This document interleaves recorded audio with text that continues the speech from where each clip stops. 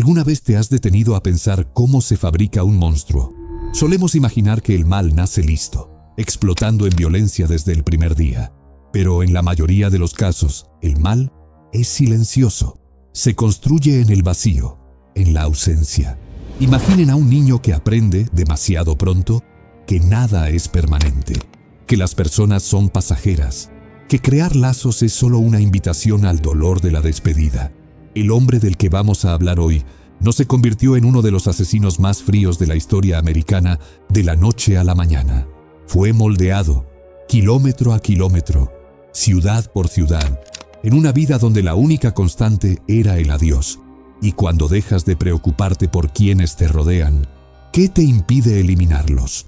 Hoy vamos a entrar en la mente laberíntica de Ronald Gene Simmons. Y créanme, su silencio es mucho más aterrador que cualquier grito. Escena. Para entender el final, necesitamos volver al principio. Chicago, Illinois. Estamos en el día 15 de julio de 1940. El mundo allá afuera estaba en guerra, pero dentro de la casa de la familia Simmons, todo parecía perfecto. Fue ese día cuando Ronald Gene Simmons llegó al mundo. Él era el centro del universo para sus padres, Loretta y William Simmons. Hijo único, rodeado de atención. Ese niño que tenía todo para crecer seguro y protegido. Pero el destino, o el azar, tiene una forma cruel de cambiar el guión sin avisar. Cuando Ronald tenía apenas 3 años de edad, en esa etapa donde la memoria aún es un borrón de sensaciones, la tragedia tocó a la puerta. Su padre, William, sufrió un derrame cerebral fulminante. No hubo tiempo para despedidas. En un momento, la figura paterna, el pilar de la casa, estaba ahí. Al siguiente, solo había silencio. William falleció, dejando a Loretta y al pequeño Ronald solos. Y aquí quiero que imaginen la atmósfera de esa casa. El luto de una viuda joven en los años 40 no era solo emocional, era una sentencia de miedo. El dinero escaseaba. La mesa, antes abundante, ahora traía la ansiedad de cómo pagar las cuentas al mes siguiente. Loretta miraba a su hijo y veía la ausencia de su marido. Ella entró en una depresión profunda. La casa, que debería estar llena de las risas de un niño de 3 años, fue tomada por una sombra pesada. Loretta extrañaba tener un compañero, no solo para dividir el peso financiero, sino para llenar ese vacío insoportable en el pecho. Ella necesitaba a alguien. Y sobre todo, creía que Ronald necesitaba un papá. La búsqueda de Loretta no demoró mucho. Encontró consuelo en los brazos de un hombre que traía consigo la promesa de orden y estabilidad. William Griffin. Griffin era un militar, miembro del ejército de los Estados Unidos. Él parecía la pieza que faltaba en el rompecabezas. Comenzaron a salir. El romance floreció rápido y pronto vino el matrimonio. Para Loretta, era el recomienzo. Para Ronald, ahora con un padrastro que curiosamente tenía el mismo nombre de pila que su padre biológico, era el inicio de una nueva realidad. Pero la vida militar tiene un precio, y quien pagó ese precio fue la infancia de Ronald. Cuando tenía cerca de 6 años, la familia dejó Illinois y se mudó a Arkansas. Si hubiera sido solo esa mudanza, tal vez Ronald se habría adaptado. Pero aquello fue solo el primer paso de un maratón exhaustivo. En la década siguiente, la vida de Ronald se resumió a cajas de cartón y camiones de mudanza. Debido a las órdenes de transferencia del padrastro, nunca se quedaban tiempo suficiente en ningún lugar para llamarlo hogar. Piensen en la psicología de un niño en esta situación. Llegas a una escuela nueva, eres el nuevo. Todos te miran. Intentas hacer un amigo, intentas memorizar los nombres de los compañeros, intentas pertenecer. Pero 6 meses después, o 1 año después, tu padrastro llega a casa y dice, «¡Nos vamos!» Y todo comienza desde cero. Ronald lo intentó al principio, pero después de la 3ª, 4ª, 5ª mudanza, algo dentro de él se rompió, o tal vez se calcificó. Se dio cuenta de que no valía la pena. ¿Para qué esforzarse en ser simpático? ¿Para qué crear lazos si van a ser cortados violentamente por la distancia? Dejó de intentarlo. Dejó de sonreír a los vecinos.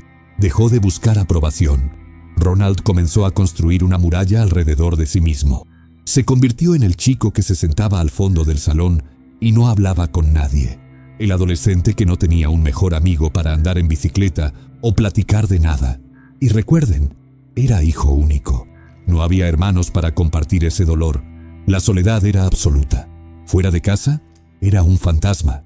Dentro de casa, convivía bien con la soledad, pero comenzó a nutrir un odio profundo por un lugar específico: la escuela. Escena 3. La escuela representaba todo lo que él detestaba: interacción forzada, reglas sociales, personas que él no quería conocer.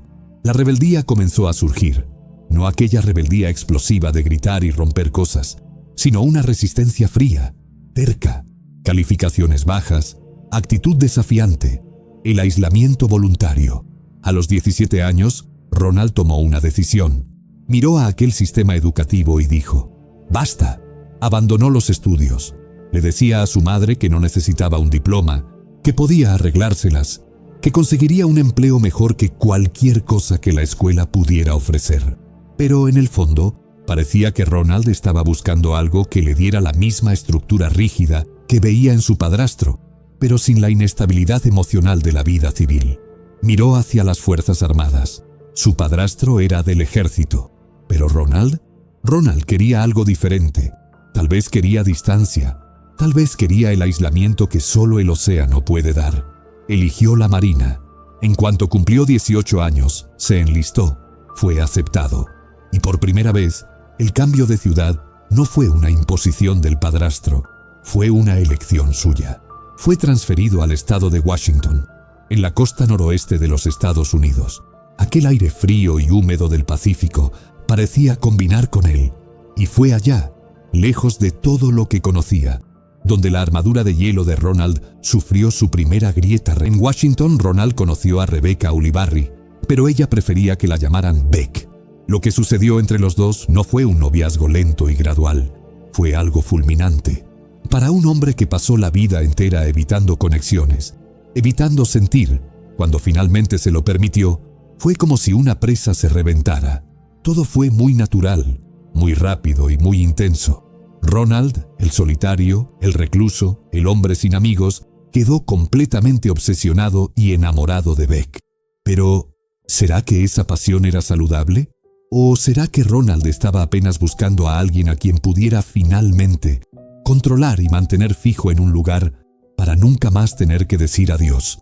Esta intensidad, mis amigos, era el presagio de algo que la joven Beck jamás podría imaginar. Ronald miraba a Beck y veía en ella algo que parecía inalcanzable en todas las otras mujeres que cruzaron su camino. No tenemos registros detallados de las novias anteriores, pero el comportamiento de Ronald nos da una pista clara.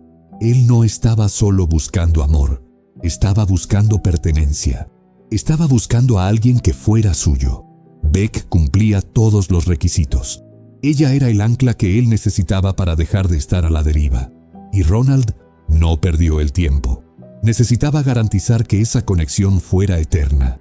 La relación avanzó a la velocidad de la luz. En 1958, antes incluso de firmar cualquier papel o intercambiar anillos en el altar, tuvieron a su primer hijo, un niño. Para honrar su propio linaje, Ronald le dio al chico su nombre. Nació Ronald Gene Simmons Jr. Pero como en este caso tendremos muchos nombres repetidos y un árbol genealógico complejo, vamos a llamar a este chico, el primogénito, por el apodo que la familia usaba, Gene. Gene debería ser el símbolo de la unión perfecta, y de hecho, parecía serlo. 2 años después, el 9 de julio de 1960, Ronald y Beck oficializaron la unión. Ahora, eran marido y mujer ante la ley y ante Dios. Con la nueva acta de matrimonio en mano, la familia hizo las maletas. El destino, los paisajes áridos y silenciosos de Nuevo México. Consiguieron una casa allá para echar las raíces que Ronald tanto deseaba. La dinámica parecía la de un comercial de televisión de los años 60. Ronald, el militar dedicado de la Marina, pasaba largos periodos fuera, garantizando el sustento. Beck, la madre devota, se quedaba en casa cuidando al pequeño Gene y administrando el hogar. Quien mirara desde fuera, veía una familia americana modelo. Todos parecían felices. Pero la felicidad en la casa de los Simmons estaba a punto de cambiar de color. Cerca de 2 años después del matrimonio, la casa en Nuevo México escuchó el llanto de un nuevo bebé. Esta vez, Era una niña. La llamaron Sheila. El nacimiento de un hijo suele ser un momento de alegría igualitaria, ¿cierto? El corazón de los padres se expande. Pero con Ronald sucedió algo diferente, algo específico. Cuando sostuvo a Sheila en sus brazos por primera vez, la conexión fue instantánea. Pero no era solo el amor de un padre por una hija. Ronald describía aquello como algo profundo, un vínculo espiritual que él, abiertamente, decía no sentir por su hijo mayor, Jean. Piensen en el peso de esto. Imaginen el clima en la sala de estar. De un lado, Jean, el niño que cargaba el nombre del padre, jugando en la alfombra. Del otro, Ronald con la pequeña Sheila en brazos, mirándola con una adoración que rozaba la reverencia. Él verbalizaba que la conexión con ella era diferente. Y aquí les pregunto a ustedes, ¿qué tipo de padre admite tener una conexión más profunda con un recién nacido en detrimento del otro hijo que ya camina y habla? Era triste, era injusto con Jean. Pero como veremos, esa preferencia no era solo favoritismo, era el inicio de una fijación. Y créanme, esta extrañeza inicial es la cosa más leve que Ronald hará en esta historia. La obsesión de Ronald por su hija Sheila comenzó a dictar las reglas de la vida de la familia. Aquel hombre, que antes veía en la marina una carrera y un refugio, ahora veía el trabajo como un obstáculo. Cada vez que tenía que subir a un barco o presentarse en la base, era una tortura. No porque odiara el trabajo, sino porque odiaba estar lejos de ella. En los periodos de licencia, no se despegaba de la niña. Y cuando llegaba la hora de la partida, la despedida era descrita como algo terrible, casi física y dolorosa para él. Llegó a un punto insostenible. Ronald tomó una decisión drástica. Miró su cuenta bancaria. Tenía ahorros guardados, un dinero ganado con sudor que alcanzaría para sustentar a la familia por cerca de 2 años si vivían apretados. Para la mayoría de los hombres, eso sería un fondo de emergencia. Para Ronald, fue el pasaporte al aislamiento. Se dio de baja en la marina, dejó la carrera militar, dejó la estabilidad, todo para poder estar en casa, 24 horas al día, 7 días a la semana. Decía que quería estar con la familia, pero la verdad, que flotaba en el aire como una niebla tóxica, era que quería estar con Sheila. Durante esa pausa profesional, la familia creció nuevamente. 2 años después del nacimiento de Sheila, Beck dio a luz a su tercer hijo, un niño llamado William. Y aquí va una curiosidad cultural rápida para no perdernos. En Estados Unidos es extremadamente común que a los hombres llamados William se les apode Bill, así que, para facilitar, llamaremos a este tercer hijo Bill. Ahora, imaginen el escenario. Ronald, Beck, el pequeño Jean, la favorita Sheila y el bebé Bill. 5 bocas que alimentar. ¿Y el dinero de aquellos ahorros? Se estaba haciendo polvo. El tiempo pasó. Los 2 años de vacaciones terminaron y la realidad golpeó a la puerta con fuerza. La cuenta bancaria estaba en números rojos. Ronald ya no podía darse el lujo de quedarse en casa contemplando a su hija. Necesitaba un salario. Sin muchas opciones civiles que pagaran lo que él necesitaba, decidió volver a la vida militar. Pero no a la marina. Esta vez, se enlistó en el ejército de los Estados Unidos. La rutina de viajes, misiones y distancias volvió. Ronald estaba nuevamente lejos de casa. Allá en el cuartel, entre un ejercicio y otro, sentía nostalgia. Claro que sentía, pero la nostalgia no era por su esposa, Beck, que mantenía todo a flote sola con 3 niños pequeños. La nostalgia no era por Jean o el recién nacido Bill. La falta que él sentía, ese dolor en el pecho que lo consumía en las noches frías, lejos de casa, tenía nombre y apellido. Era Sheila. Él la extrañaba a ella. Una falta desproporcionada. Una falta que hacía que todos los otros miembros de la familia parecieran meros extras en la vida de Ronald Gene Simmons. El Ronald estaba en casa. Su atención orbitaba exclusivamente alrededor de Sheila. Para los vecinos, para los amigos de la iglesia, para quien miraba desde lejos, aquello parecía la imagen de un padre dedicado. «Mira cómo ama a esa niña», decían. Tal vez pensaban que, por ser la única hija mujer hasta ese momento, él la protegía más. Pero lo que sucedía entre esas 4 paredes no era amor, era depredación. Fue en esa época, y amigos míos, respiren profundo, porque esto es difícil de escuchar, que la línea de lo imperdonable fue cruzada. Según los cálculos de la línea de tiempo, Sheila tenía apenas unos 3 años de edad. Una niña de 3 años no tiene vocabulario para el mal, no entiende el concepto de abuso, confía en sus padres como si fueran dioses. Y Ronald, aquel hombre que debería ser su protector, se convirtió en su verdugo. Comenzó a abusar de su propia hija. Nadie lo sabía. La madre, Beck, cuidando la casa y a los otros niños, no sospechaba. Los hermanos eran demasiado pequeños. Y la propia Sheila. Ella vivía en una confusión aterrorizante, sin entender qué estaba pasando, solo sintiendo que algo estaba terriblemente mal, pero sin palabras para pedir auxilio. Este ciclo de horror no fue un evento aislado. Esto continuó, mes tras mes, año tras año. Conforme Sheila crecía, la inocencia daba lugar a una comprensión dolorosa. Empezó a entender que aquello no era natural. El amor de padre no debería lastimar. El amor de padre no debería exigir secretos susurrados en la oscuridad.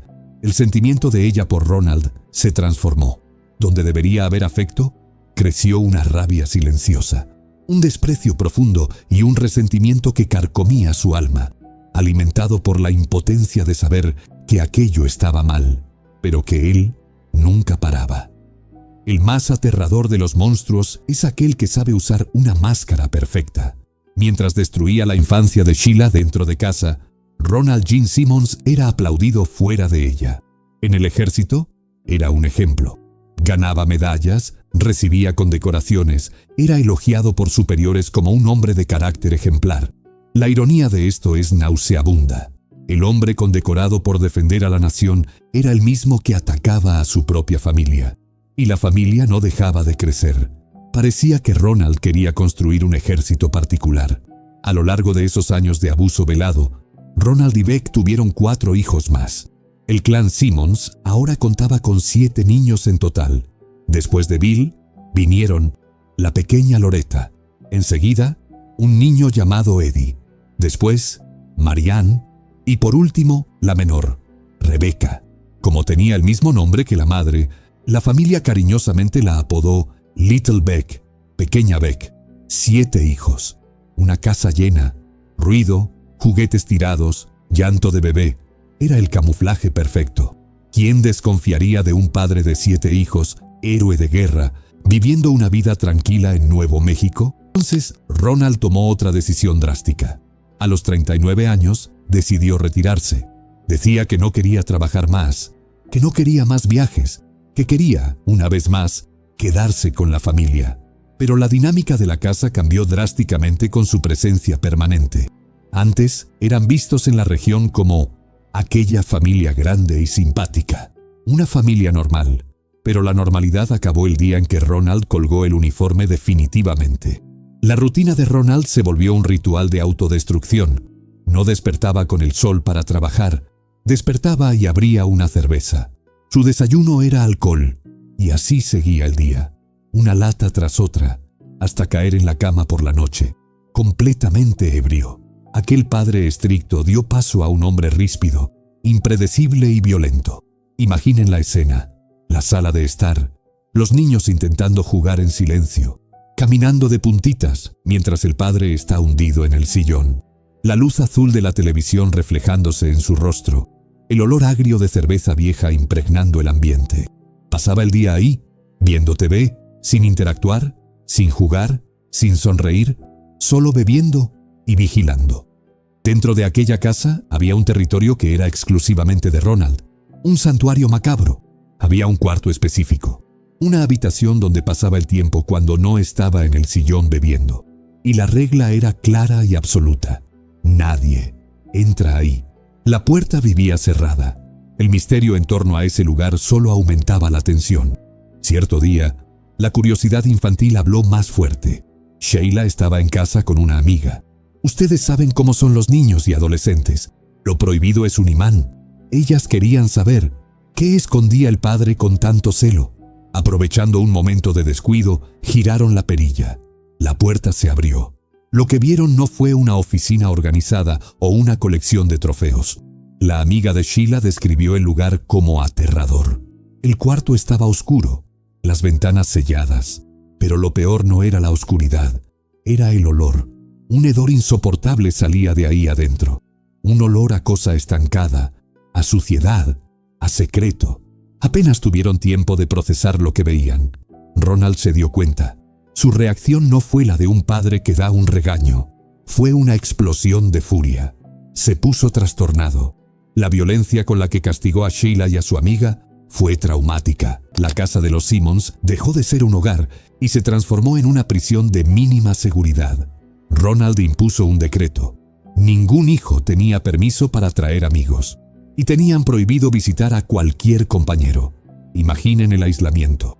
Mientras el vecindario jugaba en la calle, los 7 hijos de Simmons miraban por la ventana.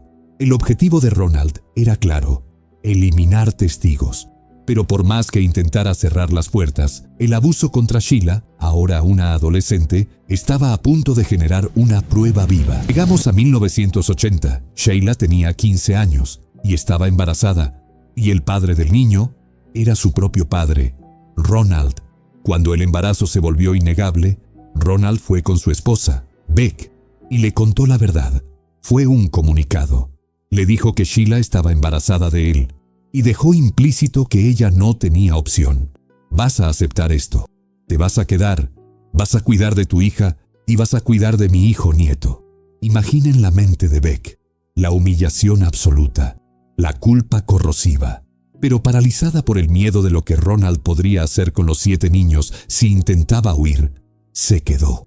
El secreto dejó de ser un susurro y se volvió una presencia física.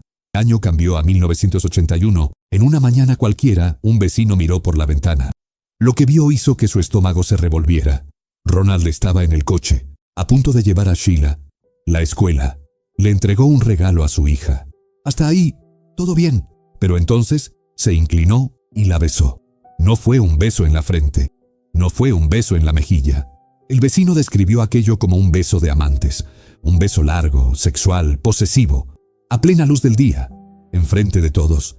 Sheila, una adolescente, Ronald, un hombre de 40 años, canoso, su padre. Aquel vecino sabía, como todo el vecindario sospechaba, que eran padre e hija. La escena fue tan grotesca, tan incorrecta, que no pudo cerrar la cortina e ignorarlo. Tomó el teléfono. Con las manos temblorosas de indignación, la policía recibió la denuncia. Pero hay que darles crédito aquí. Fueron inteligentes. Sabían que Ronald era un hombre inestable, con entrenamiento militar y un historial de comportamiento agresivo. Llegar a la casa con sirenas encendidas podría poner a Sheila y a los otros niños en riesgo de vida inmediato. Necesitaban sacar a Sheila de ahí primero. La estrategia fue abordar la escuela. Los oficiales fueron allá, conversaron con la dirección y explicaron la gravedad de la denuncia. Necesitamos saber qué está pasando en esa casa. Profesores, el director y consejeros tutelares prepararon el terreno. Llamaron a Sheila a la dirección. Imaginen la tensión en esa pequeña sala. Sheila entró, con la panza de embarazada ya evidente.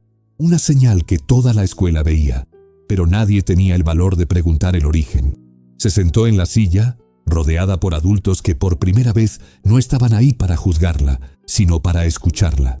Comenzaron con preguntas cuidadosas. Pero Sheila estaba cansada. Cargaba ese secreto desde los 3 años de edad. Y ahí, en ese ambiente seguro, la presa se rompió. Fue honesta. Contó todo. Contó sobre los abusos. Contó sobre el control. Y con la voz entrecortada, soltó la bomba que confirmaba las peores pesadillas de todos ahí. El bebé que esperaba no era de un noviecito de la escuela. Era de su padre. El silencio que debió haber caído en esa sala debió ser ensordecedor. Por primera vez en su vida, Sheila recibió la promesa de ayuda real. Servicios Sociales fue accionado inmediatamente. La policía tenía lo que necesitaba, pero Ronald Gene Simmons no era el tipo de hombre que acepta la derrota. Cuando descubrió que la policía estaba involucrada, cuando supo que su propiedad, su hija, había roto el silencio, no sintió vergüenza, sintió rabia. Su reacción nos da un vistazo aterrador de su psicopatía.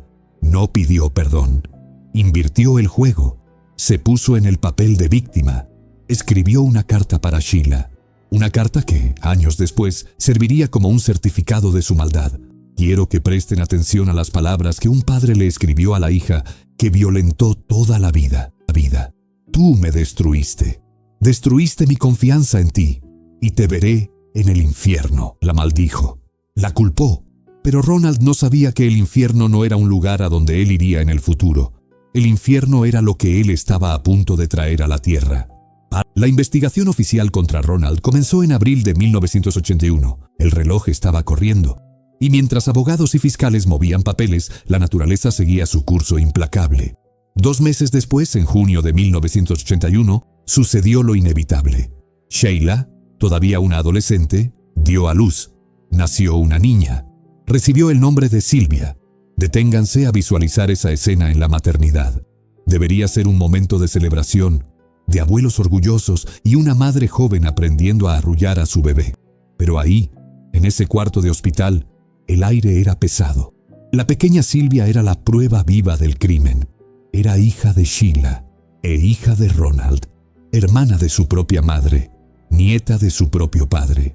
Un árbol genealógico distorsionado por la violencia. Mientras Sheila intentaba cuidar a la recién nacida, el sistema judicial avanzaba. Hubo audiencias, hubo citaciones, y Sheila, fragilizada por el parto y por años de abuso psicológico, fue llamada a declarar. Se relata que ella no quería ir. Tenía pavor. Imaginen tener que sentarse en un tribunal, mirar a los ojos al hombre que prometió verte en el infierno y decir la verdad en voz alta. Probablemente bajo amenazas constantes del padre, intentó echarse para atrás, pero las autoridades la presionaron. Necesitaba hablar, y habló. ¿El resultado?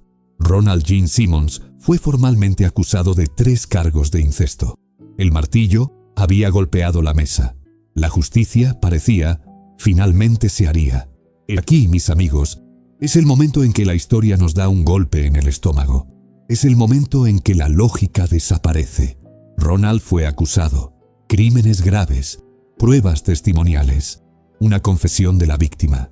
Pero por alguna razón que desafía el sentido común, tal vez las leyes de la época, tal vez una fianza o un vacío legal, no salió del tribunal esposado. Regresó a casa. Regresó a la misma casa donde vivían la víctima y la testigo. Ronald sabía que el juego había terminado en Nuevo México. Al día siguiente, la policía vendría a buscarlo de verdad. No esperó a que saliera el sol. Entró a casa con la furia fría de un general en retirada. No hizo una reunión familiar. Dio una orden. Hagan las maletas. Ahora. Imaginen el pánico silencioso en esa madrugada. 7 niños siendo despertados a las prisas. Beck tirando ropa en bolsas de basura o maletas viejas. Sheila sosteniendo a la recién nacida Sylvia sin saber a dónde irían. Dejaron atrás juguetes, muebles, una vida entera. Antes de que la primera patrulla de policía pudiera doblar la esquina a la mañana siguiente, la casa de los Simmons ya estaba vacía. El coche de la familia ya devoraba el asfalto, llevando al monstruo lejos de sus crímenes. Cuando la policía de Nuevo México llegó a la residencia con la orden en mano, encontraron solo silencio. La casa estaba hueca. Habían huido. Ahora estamos en los años 80. No había rastreo por GPS, celulares o cámaras en cada esquina. Pero aún así, la reacción de las autoridades es, como mínimo, indignante. No montaron un grupo de trabajo especial. No emitieron una alerta nacional de buscado, con urgencia máxima. No revolvieron el país tras un hombre acusado de abusar de su hija y embarazarla. Simplemente se encogieron de hombros. Pusieron el nombre de Ronald Gene Simmons en la base de datos del FBI, el NCIC, como si fuera solo un trámite burocrático. Si alguien se topa con él, avísennos. Y eso fue todo. Se rindieron. El caso se enfrió antes incluso de comenzar. Queda aquí la pregunta amarga que no quiere callar. Si la policía se hubiera esforzado un poco más, si hubieran rastreado el coche, contactado parientes, hecho su trabajo, ¿será que la tragedia que vamos a narrar en breve se habría evitado? ¿Cuántas vidas podrían haberse salvado si a alguien le hubiera importado lo suficiente? Mientras la policía de Nuevo México archivaba los papeles, Ronald conducía obsesivamente hacia el este. Volvió al terreno que conocía. Llevó a la familia a Arkansas, el lugar donde él mismo creció, donde los bosques eran densos y la gente no hacía muchas preguntas. Pero la mente de Ronald estaba rota. Vivía mirando por el retrovisor. Tenía la certeza absoluta de que había una cacería humana detrás de él. No sabía que la policía se había rendido. En su cabeza, cada sirena distante era para él. Cada coche extraño en la calle era un detective disfrazado. Esa paranoia dictó el ritmo de la familia. Se convirtieron en nómadas dentro del propio estado. Ward, Cloud Chief, pequeñas ciudades, no paraban en ningún lugar. Ronald conseguía empleos con facilidad. Después de todo, sabía usar su experiencia militar y trabajar con grupos de veteranos. Pero en cuanto sentía que alguien estaba mirando demasiado o que estaba quedando expuesto, ordenaba otra mudanza. Las finanzas de la familia, que ya no eran buenas, comenzaron a colapsar. Mudarse cuesta caro. Alimentar a 7 hijos, a la esposa y a una nieta, cuesta caro. La tensión dentro del coche, dentro de los cuartos de motel baratos, dentro de las casas rentadas temporalmente, era palpable. Ronald estaba acorralado por sus propios fantasmas. Llegó a una conclusión peligrosa. No podía vivir más en ciudades. No podía tener vecinos. No podía tener a nadie mirando a través de sus ventanas. Necesitaba aislamiento total. Necesitaba una fortaleza donde la ley de los hombres no llegara. Y estaba decidido a encontrar ese lugar, costara lo que costara. La paranoia de Ronald exigía más que solo cambiar de ciudad. Necesitaba desaparecer. Quería ser el rey de un territorio donde nadie pudiera cuestionar sus leyes. Buscaba un lugar donde las miradas de los vecinos no alcanzaran, donde la policía fuera solo un concepto distante. Y lo encontró. Ronald compró un terreno que parecía diseñado para el aislamiento. Eran cerca de 13 acres de tierra bruta, situados en la cima de una colina cubierta de maleza y árboles, a aproximadamente 11 kilómetros de la ciudad más cercana. Para una familia normal, aquello sería una pesadilla logística. Para Ronald, era el paraíso. La topografía del lugar jugaba a su favor. Quien estaba allá arriba veía a quien llegaba, pero quien estaba allá abajo no veía lo que sucedía en la cima. No había vecinos de cerca. No había nadie para escuchar gritos. No había nadie para notar si una de las hijas estaba llorando o si el padre estaba actuando de forma extraña. Era el escenario perfecto para continuar haciendo lo que siempre hizo. Sí, amigos míos, el aislamiento geográfico no curó la mente enferma de Ronald. Los abusos contra Sheila continuaron, ahora protegidos por kilómetros de bosque y silencio. Pero había un problema. El terreno era solo eso, tierra. No había una casa de ladrillos esperándolos. No había energía eléctrica cortando el cielo en cables de alta tensión. No había sistema de drenaje. Era la naturaleza en su estado más crudo. Entonces, Ronald necesitaba improvisar un refugio. Pero no contrató arquitectos o albañiles. Fue a un depósito de chatarra, o algo muy parecido, y compró 2 casas móviles. Para quien no está familiarizado, en Estados Unidos, estas mobile homes son estructuras prefabricadas, rectangulares, que pueden ser transportadas por camiones. Pero no piensen en algo moderno o acogedor. Lo que Ronald compró eran sobras. Eran estructuras que ya habían vivido días mejores décadas atrás. Ahora con la carrocería abollada, pintura descascarada y olor a moho. Mandó remolcar esas 2 carcasas de metal hasta la cima de la colina y las posicionó lado a lado, uniéndolas de forma burda para crear una única residencia. Aquello no era un hogar, era un búnker improvisado. Imaginen el shock de esta familia. Salieron de casas cómodas en Nuevo México, con cuartos, sala, cocina equipada, para vivir dentro de cajas de metal en medio de la nada. La vida en la cima de la colina no era solo aislada, era una lucha por la supervivencia. Como dije, no había electricidad al principio.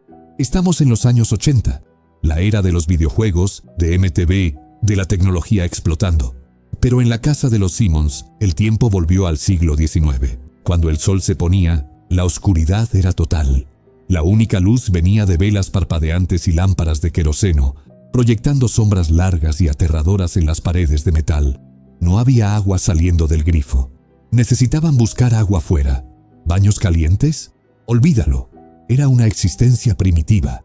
Ronald, que antes proveía comodidad con su salario militar, ahora forzaba a la esposa y a los 7 hijos, más la nieta, a vivir en la miseria. Y lo más perturbador es que él parecía disfrutarlo. En ese ambiente de privación, Él era el dueño absoluto de los recursos. Él decidía quién comía, quién bebía, quién usaba la linterna. Su control sobre la familia dejó de ser solo psicológico y pasó a ser fisiológico. Y aquí, necesito que preste mucha atención a un detalle específico. Un detalle que, mirando ahora, causa escalofríos en la espalda.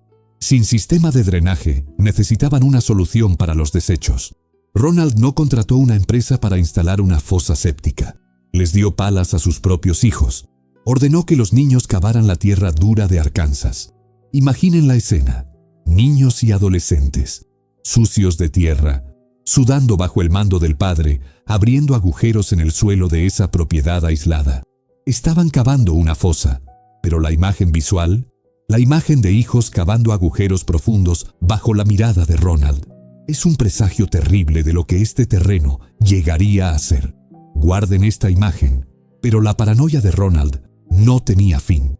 Incluso estando aislado en la cima de una colina, a 11 kilómetros de la civilización, todavía creía que estaba expuesto.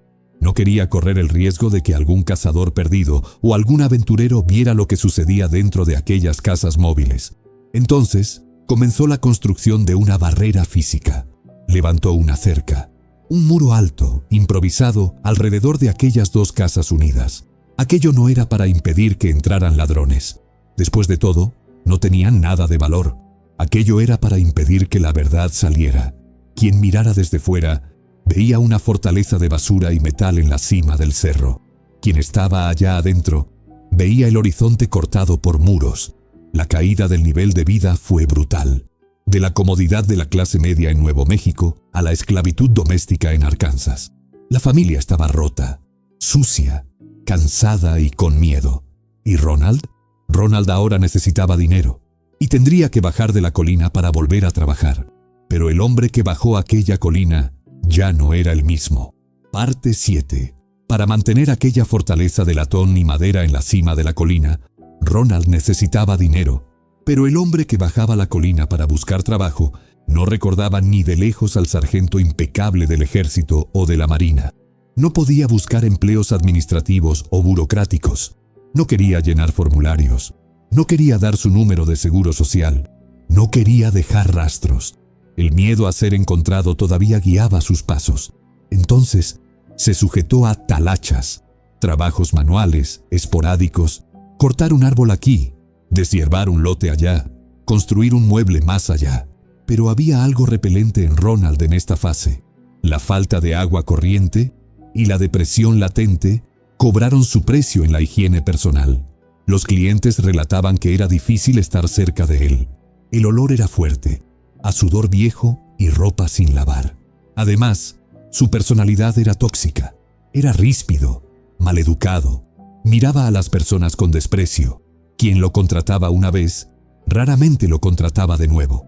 Se convirtió en un paria en la propia comunidad, donde intentaba esconderse, sobreviviendo de migajas de trabajo. La frustración de ser rechazado allá afuera, sumada al alcohol y a la pobreza, necesitaba ser desquitada con alguien.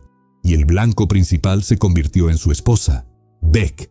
Hasta entonces, el abuso de Ronald contra Beck era una tortura psicológica refinada. Era manipulación, control, palabras que herían la autoestima.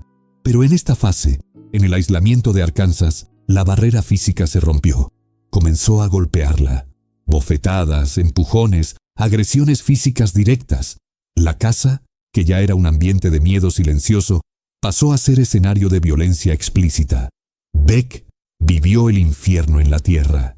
Y es importante que entendamos la complejidad de su situación, para no caer en el juicio fácil de ¿por qué no se fue? ¿Lo intentó? Ah, ¿cómo lo intentó? Se relata que, a lo largo de estos años sombríos, Beck intentó huir de casa cerca de 10 veces. Imaginen la desesperación de esta mujer. Comenzó a esconder dinero, monedas de cambio, billetes arrugados que encontraba o tal vez ganaba en algún trabajo extra que el marido permitiera. Escondía esos ahorros en lugares secretos de la casa móvil, soñando con el día en que tendría lo suficiente para meter a todos en el coche y desaparecer. Pero el miedo era una cadena más fuerte que el amor por la libertad. Beck nunca había trabajado fuera. No tenía calificaciones, no tenía currículum. No tenía a dónde ir. Cada vez que se acercaba a la puerta, la voz de Ronald resonaba en su mente. O él mismo decía, gritando: «No eres nada sin mí. No vas a lograr alimentar a esos niños. Se van a morir de hambre por tu culpa». El terror de no poder mantener a los hijos, sumado al miedo real de que Ronald casara a los niños menores e hiciera algo terrible como castigo, la hacía congelarse. 10 veces preparó la fuga. 10 veces deshizo las maletas y volvió a la oscuridad. Mientras este drama se desarrollaba, el tiempo, implacable, hacía crecer a los niños.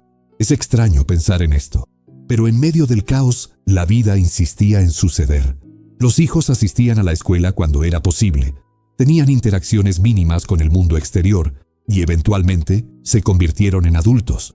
La prisión de Ronald tenía una puerta de salida, pero solo para algunos.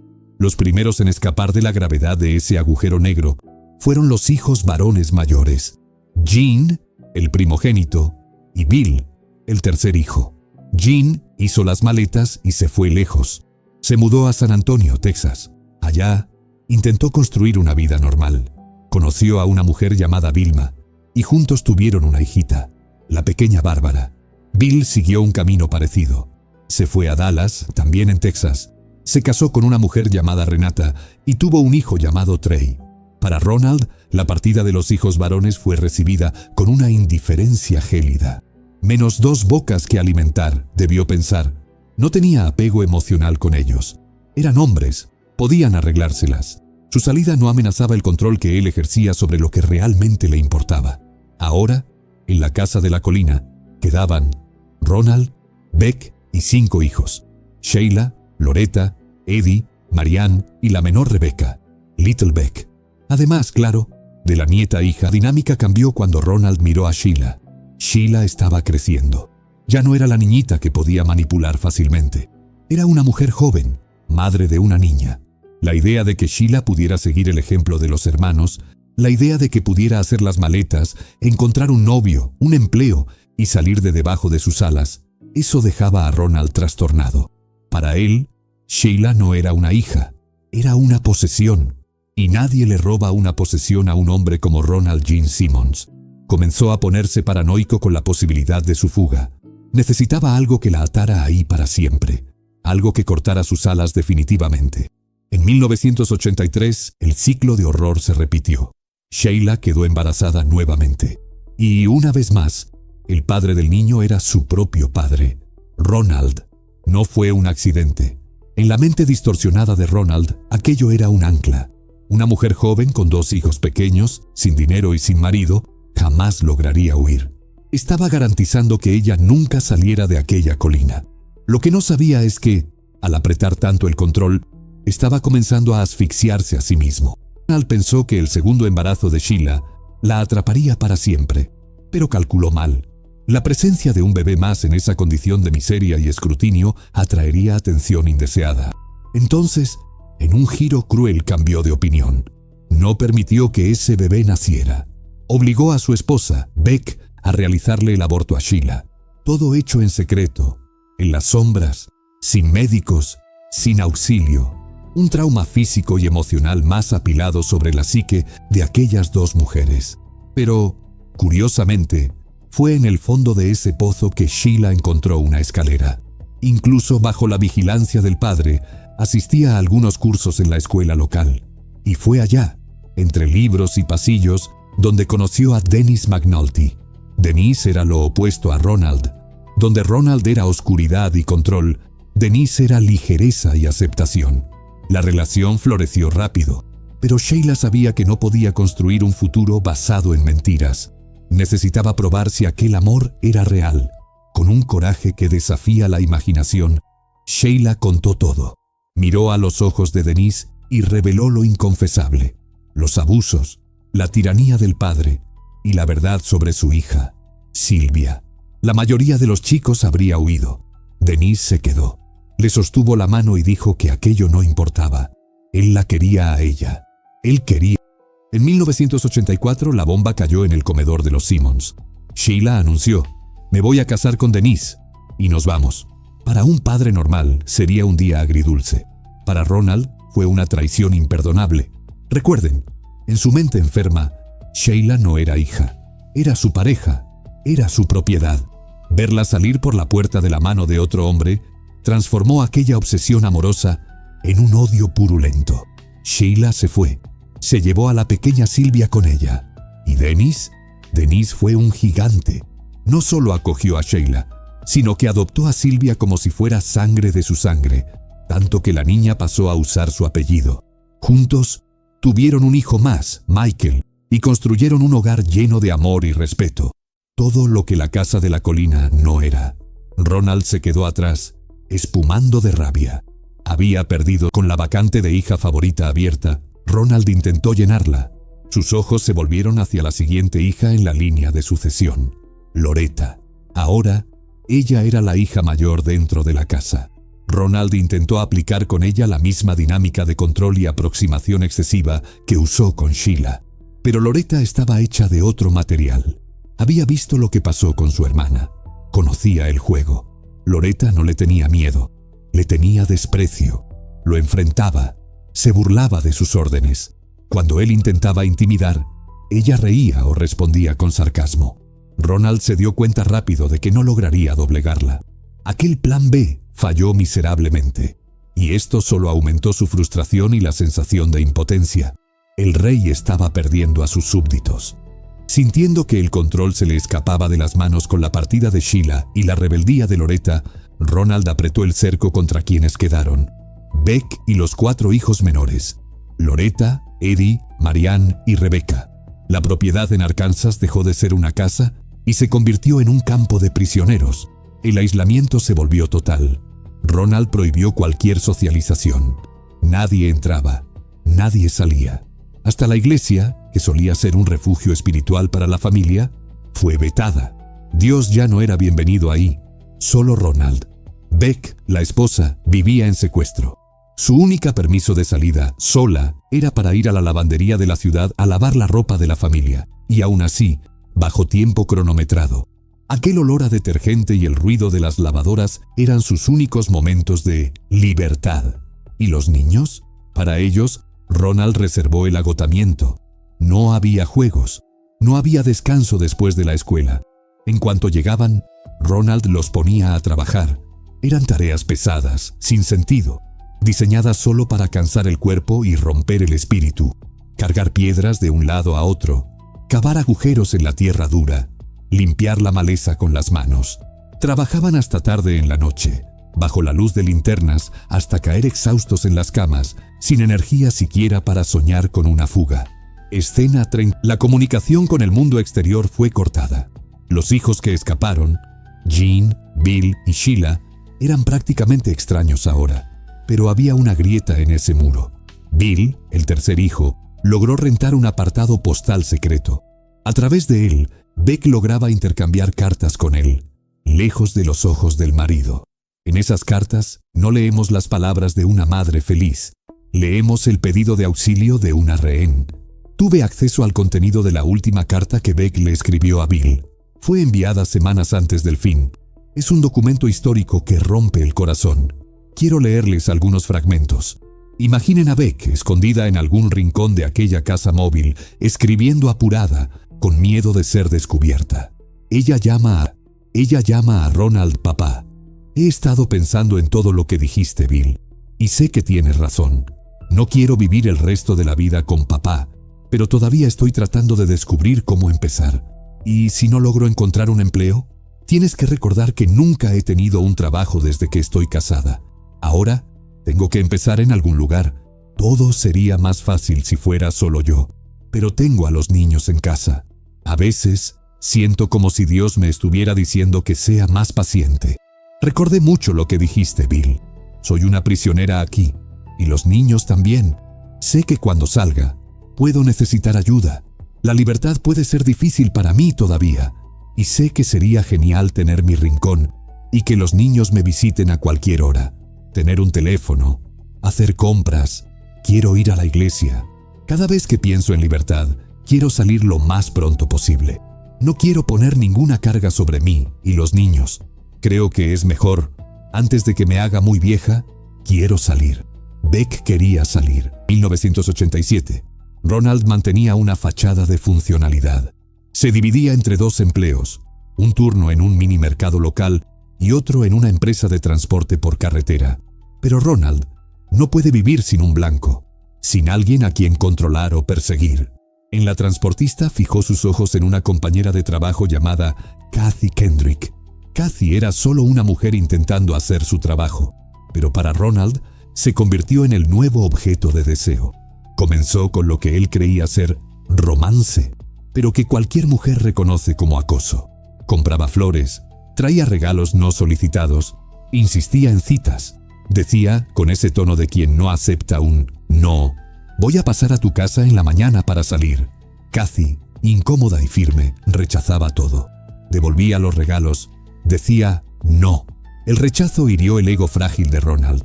La empresa notó el comportamiento depredador y lo despidió. Pero el despido no lo detuvo, lo enfureció. Comenzó a stalkear a Kathy. La seguía. Continuaba mandando cosas. El miedo de Kathy fue tanto que denunció a Ronald a la policía.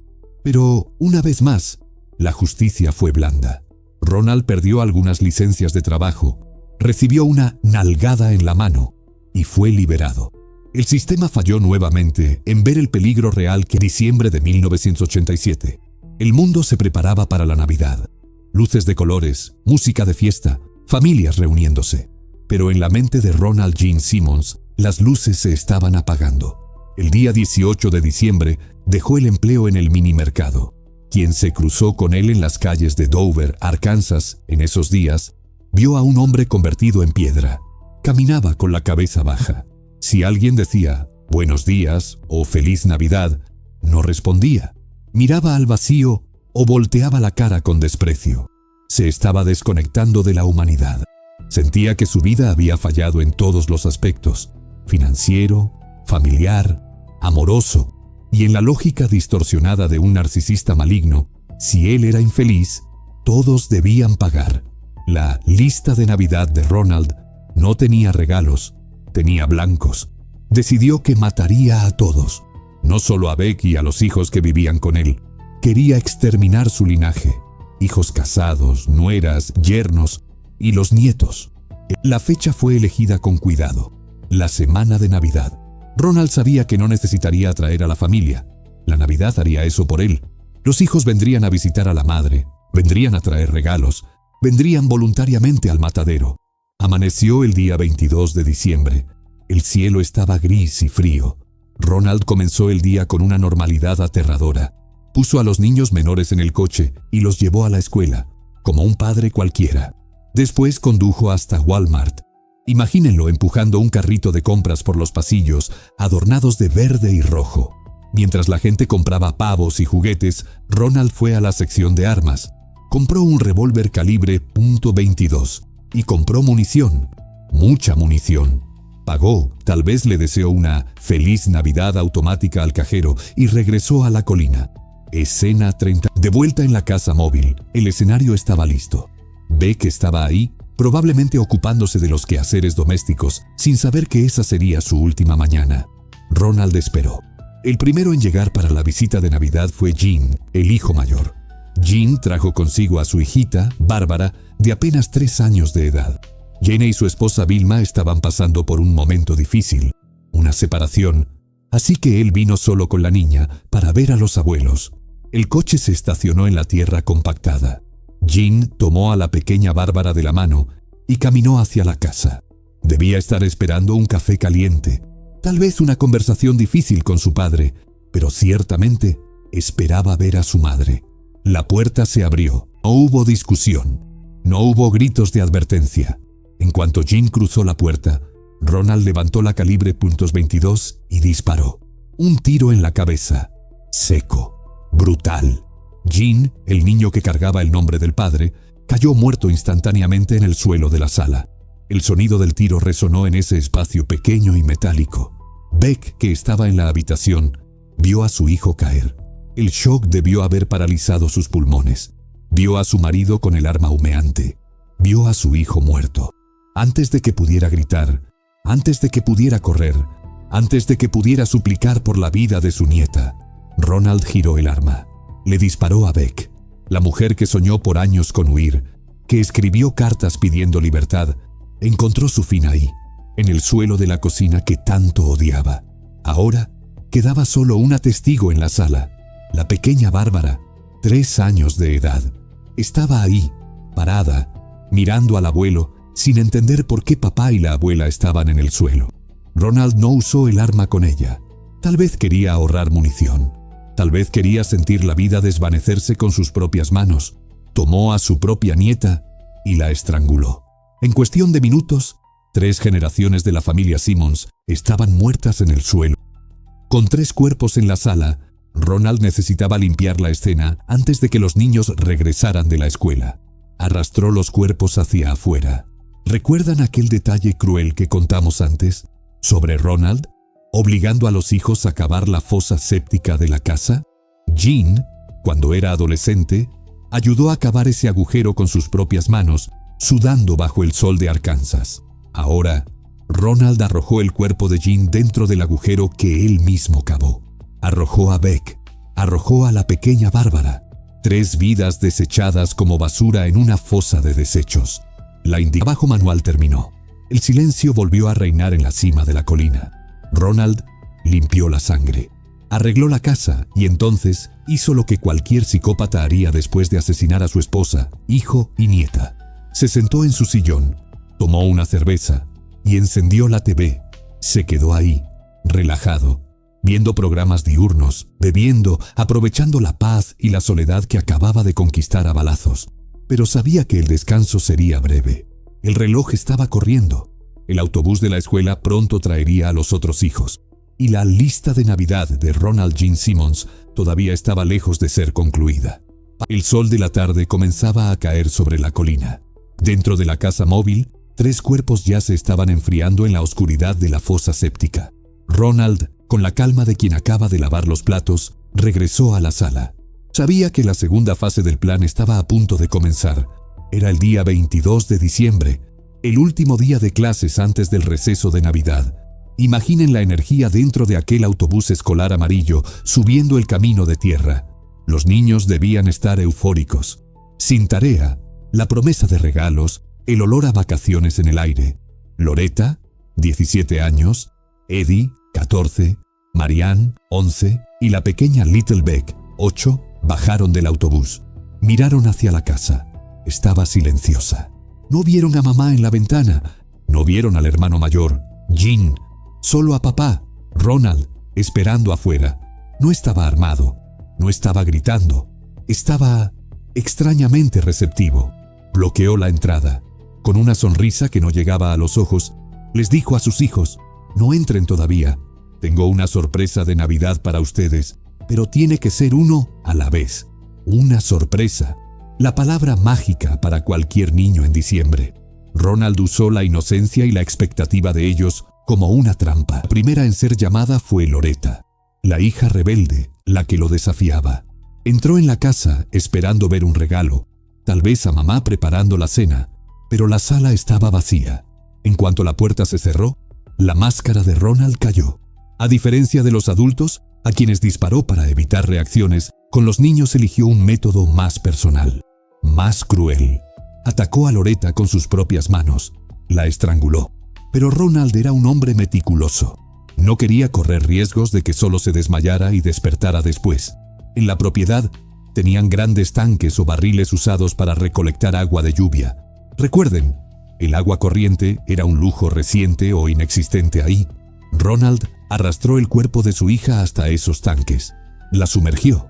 Sostuvo su cabeza bajo el agua helada, contando los segundos, garantizando que el último soplo de vida hubiera desaparecido. Loretta estaba muerta. Allá afuera, los otros 3 hermanos esperaban en la fila, pateando piedritas, imaginando cuál sería la sorpresa de la hermana mayor. Escena: Ronald fue a la puerta y llamó al siguiente, Eddie, de 14 años. El niño entró. La puerta se cerró. El silencio de la casa tragó cualquier sonido de lucha. Estrangulamiento, tanque de agua, muerte. Después la dulce Marianne, de 11 años. La misma mentira, la misma caminata hacia la sala, el mismo destino terrible en las manos de su padre. Y por último, la menor, Rebecca, la Little Beck, de apenas 8 años. Debía estar ansiosa, siendo la última. Entró corriendo, tal vez preguntando, ¿dónde está mamá? Ronald no tuvo piedad ni de la más pequeña de sus hijos. Manos en el cuello. El cuerpo pequeño siendo forzado dentro del tanque de agua. En cuestión de una hora, Ronald Gene Simmons exterminó su descendencia directa que vivía bajo su techo. No hubo disparos. No hubo vecinos alertados. Solo una ejecución. El sol ya se había puesto. La oscuridad se apoderaba de Arkansas. Ronald ahora tenía 4 cuerpos más que esconder. Repitió el trayecto macabro hasta la fosa séptica. Aquel agujero en la tierra, cavado con el sudor de Eddie y Jean, ahora servía de tumba para ellos. Arrojó a Loretta, arrojó a Eddie, arrojó a Marianne y arrojó a la pequeña Little Beck. Ahora, 7 personas estaban apiladas en aquel agujero inmundo. 7 miembros de la familia Simmons. Ronald cubrió la abertura, tal vez con madera o metal, ahogando la realidad de lo que había allá abajo. Se limpió las manos. El trabajo del día estaba hecho. Escena. Ronald hizo a continuación es lo que define la psicopatía pura. La mayoría de los criminales, tras un acto de esta magnitud, entraría en pánico.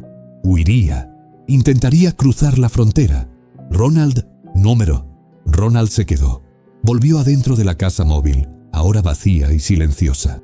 Exactamente como él quería. En los días siguientes, 23, 24 y 25 de diciembre, Ronald vivió una rutina doméstica extraña. Bebía su cerveza, comía las sobras de comida, veía la televisión riendo de programas de comedia mientras su familia se pudría en el patio. Era Navidad. El árbol de Navidad de la familia estaba montado en la sala. Las luces parpadeantes de colores se reflejaban en las latas de cerveza vacías esparcidas por el suelo. Allá afuera, la descomposición comenzó a hacer su trabajo. El olor de 7 cuerpos en una fosa poco profunda comenzó a subir. Ronald sintió el olor, pero eso no lo hizo huir.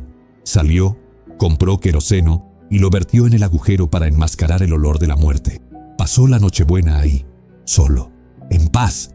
No se estaba escondiendo de la policía. Estaba descansando, recargando energías, porque sabía que la lista de Navidad aún tenía nombres por tachar. Aquello fue solo el calentamiento. El gran finale aún estaba por venir. El día 26 de diciembre amaneció fría y silenciosa en la colina. Ronald ya había tachado 7 nombres de su lista, pero el plan exigía totalidad. Faltaban los que vivían lejos. Faltaban aquellos que osaron escapar de su control. Sabía que el instinto familiar traería a los hijos de vuelta a casa. Era Navidad, después de todo. El primer coche en subir el camino de tierra traía a Bill, su esposa Renata, y el hijo de la pareja, el pequeño Trey, de apenas 1 año y medio. Bill venía a visitar a su madre, Beck. No sabía que las cartas que intercambiaban habían cesado para siempre. No sabía que su madre estaba muerta bajo la tierra a pocos metros de la entrada. Cuando el coche se detuvo y la familia bajó, Ronald estaba ahí.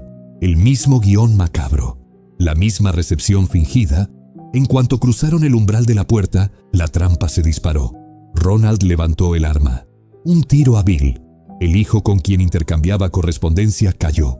Inmediatamente giró el cañón hacia Renata. Sin dudar, sin oportunidad de defensa. Un tiro fatal. Quedó el bebé. El pequeño Trey, en la cima de su inocencia, llorando por el ruido de los disparos. Una vez más, Ronald ahorró balas con los niños. Usó las manos. Estrangulamiento. Y después, la caminata fría hasta los tanques de agua. Sostuvo a su nieto de 1 año y medio sumergido hasta que las burbujas dejaron de subir. El procedimiento de descarte se repitió. Ronald arrastró los 3 cuerpos a la fosa. El agujero se estaba llenando, pero apiló a Bill, Renata y Trey sobre los padres y hermanos. Ahora eran 10, y necesitaba ser rápido, porque la pieza central de su odio y obsesión estaba en camino. Escena 40. Sheila, la hija que amó de forma enfermiza, la hija que abusó, la hija que embarazó, la hija que lo traicionó al ser feliz con otro hombre. Cuando Ronald vio el coche de Sheila acercándose, la mezcla de sentimientos dentro de él debió ser un veneno corrosivo.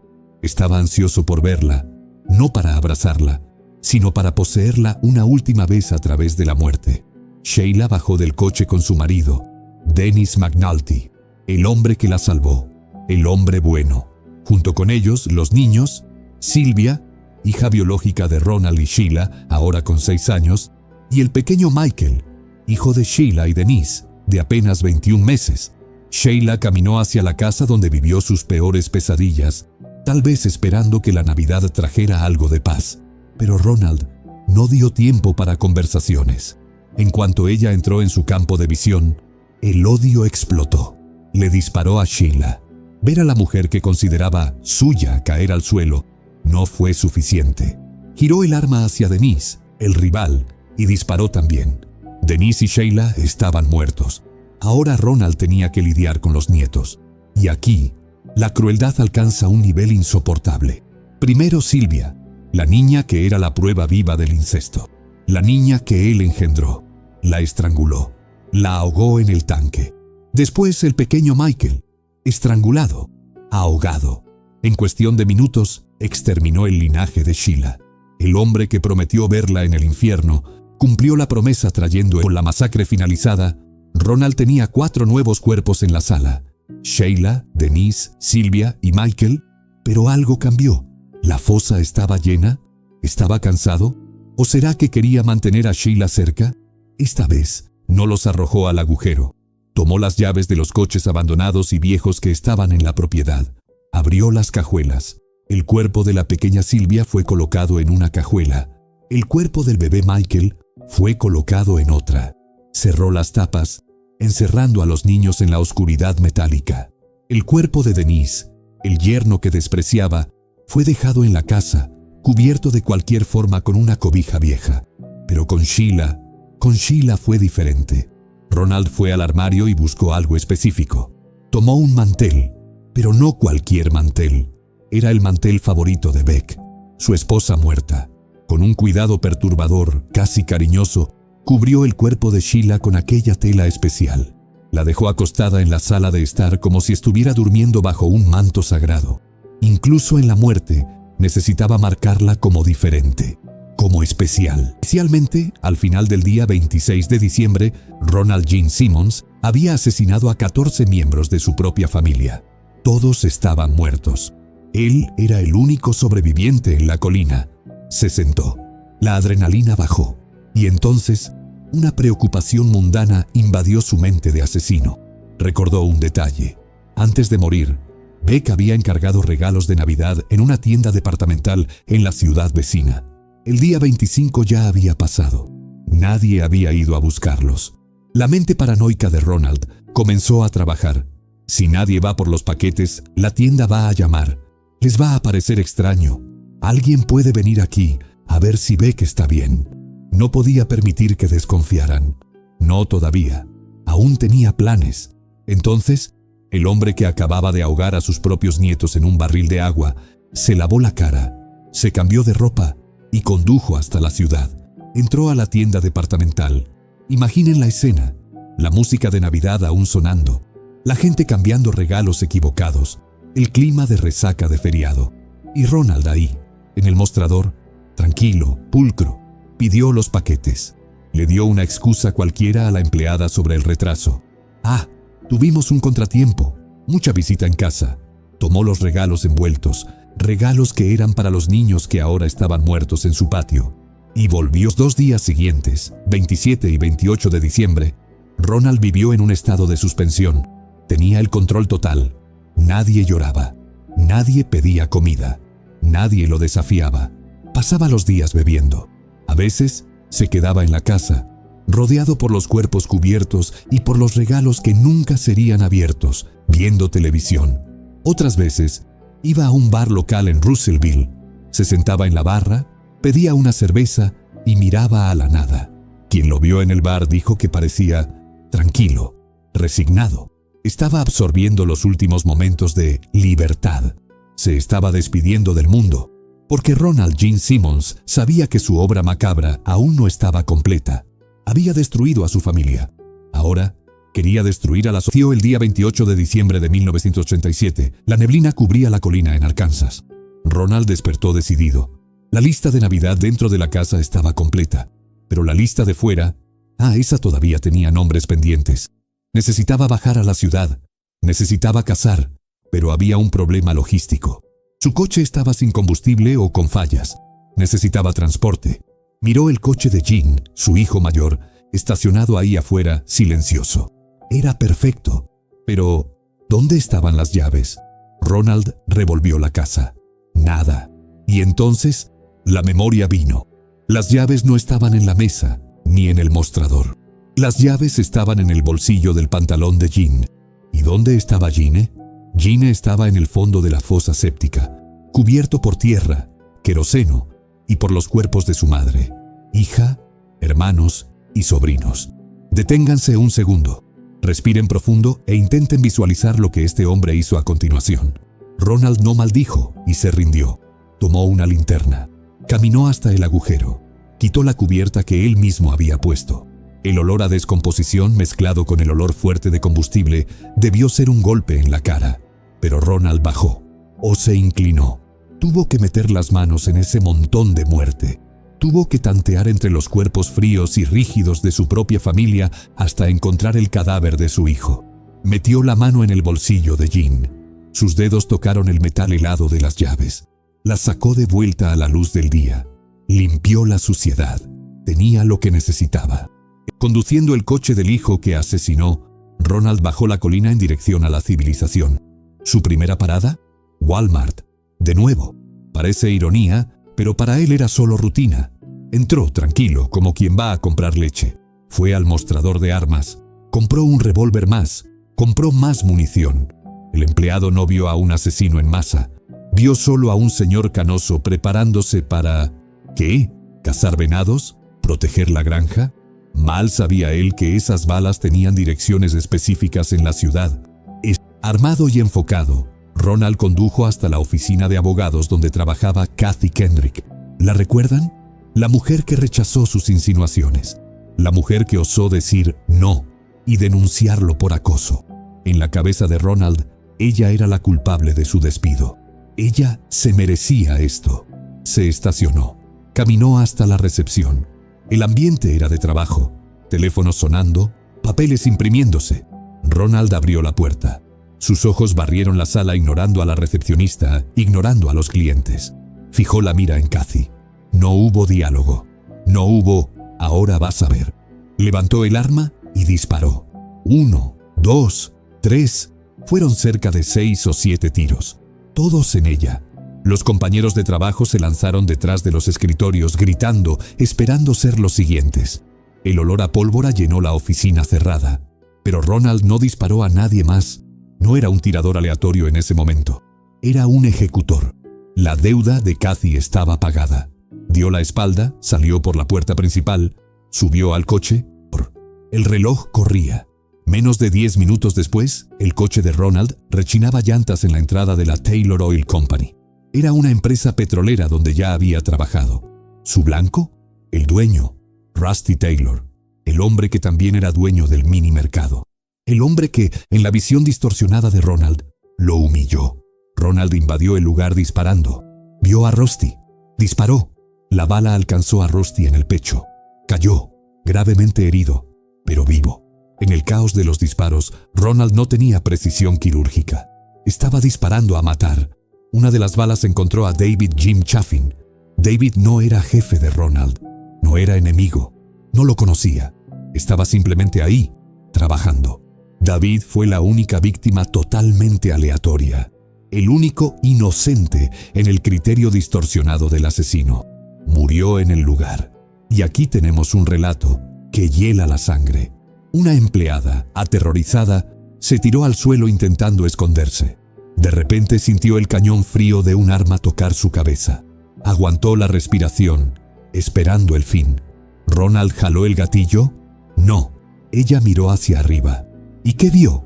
Ronald Gene Simmons la estaba mirando y estaba sonriendo. En aquel microsegundo de terror, decidió perdonarla. Tal vez porque ella no estaba en la lista. Tal vez porque ver el miedo en sus ojos ya fuera suficiente para alimentar su ego. La ciudad ya estaba en pánico. Sirenas comenzaban a cortar el aire. Pero Ronald era rápido. Condujo hasta el minimercado Sinclair, el lugar donde trabajaba hasta hace pocos días. Allí, no buscó a nadie específico. Disparó contra el establecimiento, hiriendo a 2 personas. Era un acto de desprecio por el lugar, pero faltaba un nombre: Joyce Butts. Joyce era su supervisora en la empresa de transportes Woodline Motor Freight. Fue ella quien formalizó la denuncia de acoso sexual contra Kathy. Fue ella quien firmó su despido. Ronald condujo hasta allá. Invadió la oficina. Encontró a Joyce. Su rabia se desbordó. Le disparó múltiples veces. Cabeza, pecho. Joyce cayó. La sangre se esparció. Ronald miró el cuerpo inmóvil y sintió la satisfacción del deber cumplido. Tenía la certeza de que estaba muerta. Milagrosamente, Joyce sobreviviría a las heridas. Pero Ronald salió de ahí creyendo que la munición se estaba acabando. El odio se había agotado. Ronald estaba saliendo de la transportista cuando encontró a una empleada llamada Vicky. Vicky se congeló. Vio el arma. Sabía lo que él acababa de hacer allá adentro. Ronald apuntó el arma a su cabeza, pero su tono de voz cambió. La furia desapareció. Con una voz tranquila, casi gentil, le dijo: «No tengas miedo. No te voy a lastimar. Tú nunca me hiciste nada malo». La lógica moral de Ronald era clara. Solo mataba a quien lo ofendía. Le dio una orden simple a Vicky: «Ve al teléfono, llama a la policía. Diles que estoy aquí. Me quiero entregar». Dijo que estaba cansado. Dijo que ya había matado a todo el mundo que quería. Vicky, temblorosa, marcó. La policía llegó con fuerza total. Coches rechinando llantas, armas en mano, oficiales gritando órdenes. Esperaban un tiroteo final. Esperaban a un hombre enloquecido. Lo que encontraron fue a Ronald Gene Simmons, entregando su arma tranquilamente, levantando las manos sin resistencia. Fue esposado, puesto en la patrulla. En la comisaría su postura impactó a los detectives. Normalmente, los asesinos en masa se quedan en silencio, piden abogados o gritan incoherencias. Ronald se sentó en la sala de interrogatorios, aceptó un café y comenzó a hablar. No escondió nada. Narró los disparos en la ciudad con detalles técnicos. Los policías anotaban: 2 muertos confirmados en la ciudad, Kathy y David, varios heridos, un caso grave de spree killing, asesinato en masa itinerante. Pero entonces, Ronald miró a los detectives y dijo algo como: «Ustedes deberían ir a mi casa, en la colina». La policía, confundida, preguntó por qué, y él, con la voz monótona de quien dicta una lista de compras, comenzó a describir lo que estaba en la fosa séptica. Describió a Jean, describió a Beck, describió a los niños en los tanques de agua, describió a Sheila cubierta con el mantel. Los policías dejaron de escribir. El aire salió de la sala. Se miraron entre ellos pensando: «Este tipo está delirando. Nadie hace eso». Pero su frialdad era demasiado convincente. Llamaron psicólogos. Psiquiatras forenses fueron accionados para evaluar a aquel hombre que confesaba haber exterminado a 3 generaciones de su propia familia. ¿El diagnóstico? Ronald Gene Simmons no estaba loco. No escuchaba voces. No tenía alucinaciones. Estaba perfectamente cuerdo. Sabía exactamente lo que estaba haciendo. Sabía que estaba mal. Y lo hizo porque quiso. Era el mal en estado puro. La policía consiguió la orden. Las patrullas subieron la colina en dirección a la casa móvil. Y lo que encontraron allá haría que hasta los oficiales más veteranos cayeran de rodillas. Cuando las patrullas de la policía subieron la colina y cercaron la propiedad, el silencio era absoluto. El aire frío de diciembre cargaba un olor extraño. Una mezcla química de queroseno con algo dulce y podrido. Era el olor de la muerte. Los oficiales entraron en la casa móvil. En la sala, encontraron el cuerpo de Denise, cubierto de cualquier forma. Y encontraron a Sheila, la hija amada, cubierta con el mantel favorito de la madre, como si estuviera en un altar macabro. Pero, ¿dónde estaba el resto de la familia? ¿Dónde estaban los niños? La búsqueda se extendió al patio. Abrieron las cajuelas de los coches abandonados. Allá adentro, en la oscuridad, encontraron los cuerpos congelados de los nietos pequeños. Y entonces, la fosa séptica, aquel agujero en la tierra, cavado por los hijos, ahora devolvía su secreto. Los policías, hombres entrenados y endurecidos por el trabajo, tuvieron que retirar, uno a uno, los cuerpos de 10 personas amontonadas. 3 generaciones de la familia Simmons, desechadas como basura. En total, 14 cuerpos fueron recuperados en la propiedad. Sumados a los 2 muertos en la ciudad, Ronald Gene Simmons había quitado 16 vidas en menos de una semana. La morgue, la verdadera extensión de la crueldad de Ronald, fue revelada por las autopsias. Ronald usó un arma calibre .22. Para quien no sabe, ese es un calibre pequeño. Raramente mata instantáneamente, a menos que el tiro sea muy preciso. Los forenses descubrieron que la mayoría de las víctimas recibió múltiples disparos. No murieron al instante. Sintieron dolor. Sangraron. Ronald no fue un francotirador misericordioso. Fue un carnicero que disparó hasta que dejaron de moverse.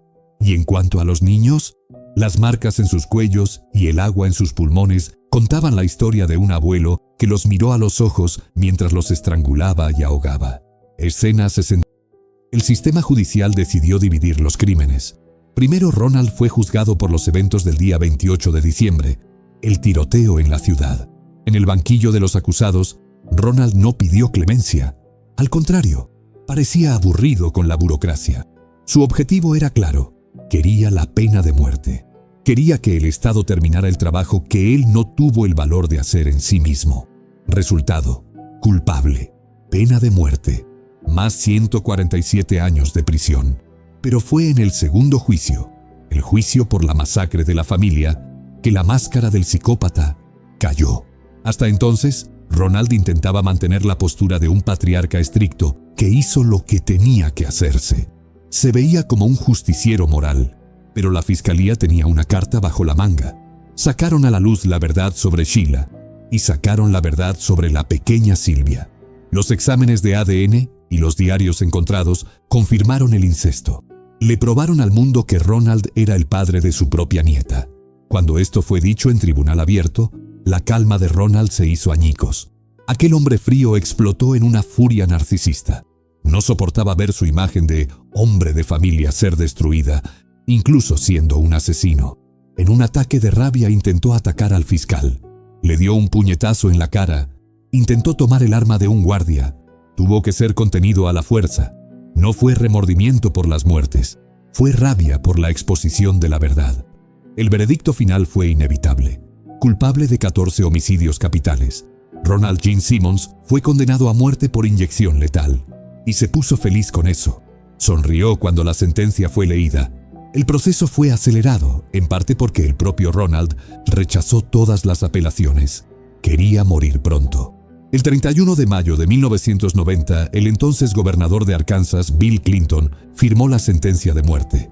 Llegamos al día 25 de junio de 1990. Ronald entró en la cámara de ejecución, sin lágrimas, sin pedidos de perdón para las almas que envió al otro lado. Sus últimas palabras fueron un testimonio final de su arrogancia. Justicia atrasada finalmente siendo hecha. Es homicidio justificable. Hasta el último suspiro, creyó que tenía el derecho de matar a su familia. La aguja entró, el veneno corrió, y el monstruo finalmente dejó este mundo. Muerte, el contraste final. El cuerpo de Ronald Gene Simmons se quedó en la morgue. Nadie vino a buscarlo. Ninguna familia, ningún amigo. Fue enterrado en una fosa común, pagada por el Estado, sin honores, sin flores, sin lágrimas. Un agujero anónimo para un hombre que quería ser inolvidable. Pero la familia encontró un destino diferente. Los cuerpos de Beck, de los niños y de los nietos, fueron llevados a un cementerio en Colorado, donde vivían otros parientes. Allá existe una lápida grande, bonita. Los nombres de todos están grabados en la piedra. Y hay un detalle que calienta el corazón en medio de esta tragedia. El nombre de la pequeña Sylvia, la hija del incesto, la niña que Ronald engendró, está ahí, pero no como Sylvia Simmons. En la lápida, ella está eternizada con el apellido de Dennis, el hombre que la amó como padre, el hombre que la acogió. En la muerte, su identidad fue salvada del padre biológico y dada al padre de corazón. La masacre de la familia Simmons continúa siendo el peor caso de familicidio de la historia de los Estados Unidos. Es una historia difícil de digerir. Un hombre que debería proteger pero que eligió destruir. Un hombre que transformó la semana de Navidad, la época de unión y amor, en un escenario de guerra. Pero cuando miramos aquella lápida en Colorado, vemos que Ronald falló. Les quitó la vida. Sí, pero no logró borrar el amor que existía entre Beck y sus hijos o entre Sheila y Dennis. Él murió solo, como un indigente. Ellos descansan juntos, recordados no por el mal que sufrieron, sino por la familia que eran. Y esta fue la historia del rastro de Ronald Gene Simmons. Cuídense, abracen a quienes aman hoy, y hasta la próxima historia.